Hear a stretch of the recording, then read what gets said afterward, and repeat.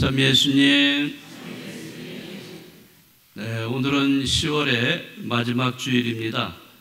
오늘 강론 주제 뭘까요? 네, 두말할 나위 없습니다. 오늘 강론 주제는 사랑입니다. 네, 사랑.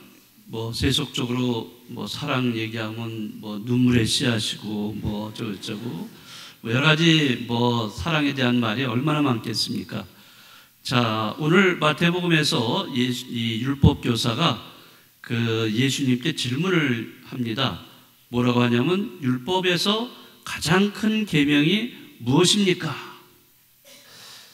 사실 그 당시에 율법, 준수해야 될 율법이 한두 가지가 아니라 수백 개였어요.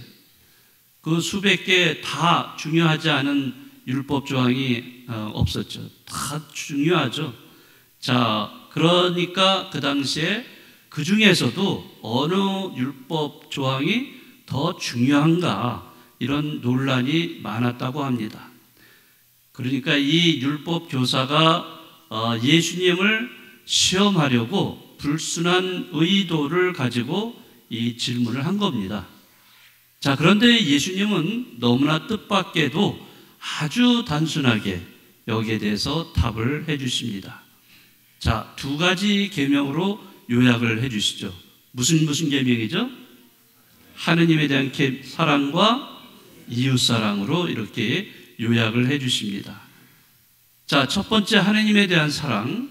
자, 뭐라고 하시냐면 내 마음을 다하고 내 목숨을 다하고 내 정신을 다하여 주 너의 하느님을 사랑해야 한다. 자, 이렇게 하느님의 사랑을 말씀을 하십니다. 자, 두 번째 이웃사랑을 또 말씀을 하십니다. 내 이웃을 너 자신처럼 사랑해야 한다. 자, 이렇게 해서 예수님은 새로운 것을 말씀하시기보다도 구약에 있는 말씀을 인용을 해서 율법과 예언서의 정신을 사랑의 계명으로 요약을 해 주신 것입니다. 하느님의 사랑, 이거는 신명기 6장 5절에 있는 말씀이에요. 또 이웃사랑은 레위기 19장 18절에 있는 말씀입니다.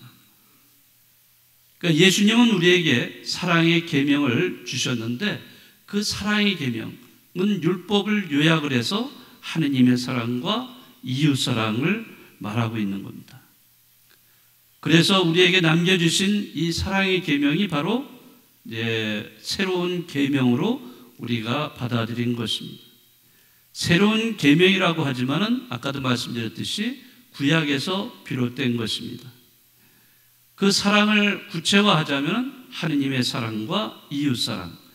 그런데 이 두 사랑이 따로따로 별개로 있는 것입니까?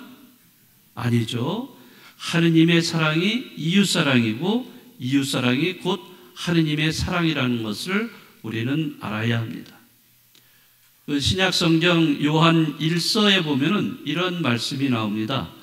누가 나는 하느님을 사랑한다 하면서 자기 형제를 미워하면 그는 거짓말쟁이입니다. 눈에 보이는 자기 형제를 사랑하지 않는 사람이 보이지 않는 하느님을 사랑할 수는 없습니다. 이렇게 말하고 있어요. 그러니까 하느님을 사랑하는 사람이 이웃을 사랑하는 사람이고 이웃을 사랑하는 사람이라면 하느님을 사랑하는 사람이라고 말할 수가 있죠. 자, 그런데 우리는 분명하게 하느님과 이웃을 사랑한다고 고백하면서도 현실에서는 별개로 생각하고 행동을 합니다. 성당에 와서는 하느님을 사랑한다고 찰떡같이 고백을 해놓고는 성당 밖을 딱 나가는 순간 어떻게 다 잊어버렸는지 모르지만은 그 다음에는 이웃에게 대하는 태도를 한번 생각을 해보시죠. 우리는 이웃을 미워하고 증오하고 심지어는 혐오하는 때도 많습니다.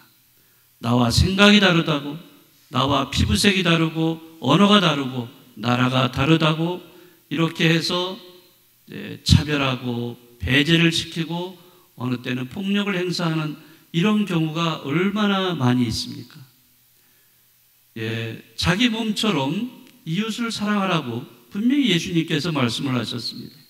그런데 우리는 그것을 싹 잊어버리고 이웃을 단지 자신의 어떤 그 편리와 이익을 위한 수단이나 또는 도구로 취급을 하는 이러한 사례도 있어요. 자, 그런 사람이 어떻게 예수님을 따른다고 말할 수 있겠습니까? 그것은 다 거짓말쟁이가 되는 거죠. 이웃을 동료 인간으로 생각하지 않는 사람. 그래서 어디에서나 갑질을 하는 이런 사람들도 있습니다. 자신이 가진 것이 많고 사회적인 지위가 높고 또 명예도 있다라는 생각에 사로잡혀 있는 사람은요, 주변에 가진 것 없는 사람들, 힘이 없고 또 비정규적인 노동자들, 이런 사람들은 자기와 똑같은 인간으로 취급하지 않습니다. 인식하지도 않고 그저 마구 대하는 종이나 노예처럼 취급하는 이런 무지를 드러내는 이런 경우도 많이 있습니다. 그 미국의 아주 유명한 작가였던 마크 트웨인이라는 사람이 있습니다. 톰 소야의 모험 또는 허클베리 핀의 모험이라는 소설 등을 쓴 작가 아시죠? 네, 읽어보시지 않으셨나 보다. 네, 아주 정말 재미있게 읽을 수 있었던 책인데, 자, 이 작가가 마크 트웨인이라는 작가는 이런 말을 남긴 적이 있습니다. 망치를 든 사람에게는 모든 것이 못으로 보이는 법이다. 이런 말을 남긴 적이 있어요. 아주 짤막한 말인데 굉장히 마음에 와닿습니다. 자, 망치를 든 사람에게는 모든 것이 뭘로 보인다고요? 못으로 보이게 마련이다 라고 이렇게 얘기합니다.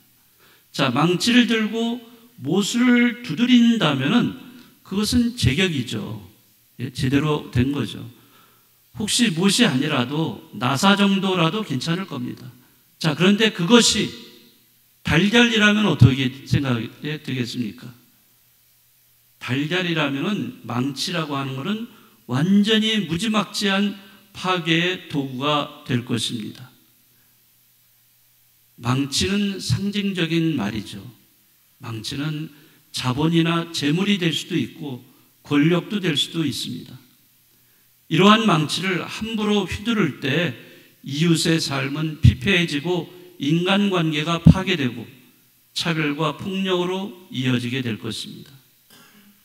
우리가 진정 하느님을 사랑하고 이웃을 사랑하는 그러한 신앙인이라면 손에 들고 있는 이 망치를 우리는 내려놓아야 합니다. 혹시 아니라면 망치를 들 수밖에 없다면 그때는 뭐를 해야 되죠? 뭐를 해야 돼요? 우리는 망치를 가지고 제대로 사용해야죠. 뭐 하는데 사용해야 돼요? 못질을 하는데 제대로 사용을 해야 된다는 거죠. 올바른 사용을 하는 망치가 되어야 한다는 것입니다. 오늘 예수님은 율법과 예언서의 핵심이 바로 하느님의 사랑과 이웃사랑이라는 이 두 가지 계명을 우리에게 일깨워주고 있습니다. 하느님을 정말로 사랑한다고 말하는 사람은 이웃을 진정으로 자기 몸처럼 사랑하는 사람이 되어야 합니다. 자, 그런 면에서 우리는 삶 안에서 정말로 나는 하느님을 사랑하고 있는지, 정말 그 하느님의 사랑을 이웃 사랑으로 실천하고 있는가? 말로만 하느님 사랑한다고 말하고 행동은 전혀 반대로 나가는 이런 삶이라면 정말 그것은 거짓말쟁이에 불과할 것입니다. 특별히 오늘 여러분에게 말씀드렸지만은 1년 전 이태원 참사가 일어났던 날입니다. 1주기 되는 날입니다. 1년 전에 바로 오늘 밤 할로윈 데이를 즐기려던 젊은이들 중에 159명이 안타깝게도 이 세상을 떠난 날입니다. 정말로 세상을 떠난 이 영령들이 영원한 안식을 누리기를 기도합니다. 우리 사회의 과거를 돌이켜보면 정말 대참사를 여러 번 겪어왔습니다. 성수대교라든지 상품백화점이라든지 또는 대구 지하철 참사라든지 세월호 또 작년에 이태원 참사 등 정말로 이렇게 해서 안타깝게도 정말 아까운 생명을 잃은 그러한 사건들이었습니다.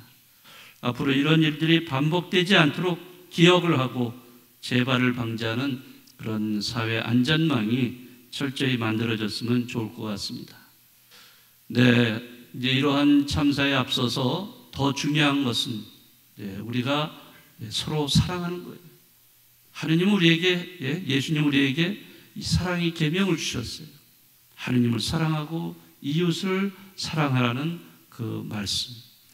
입으로만 하지 않고 행동으로 또 실천으로 그 사랑을 여러분들이 보여주는 여러분들이 되셨으면 좋겠습니다. 모두 일어서십시오.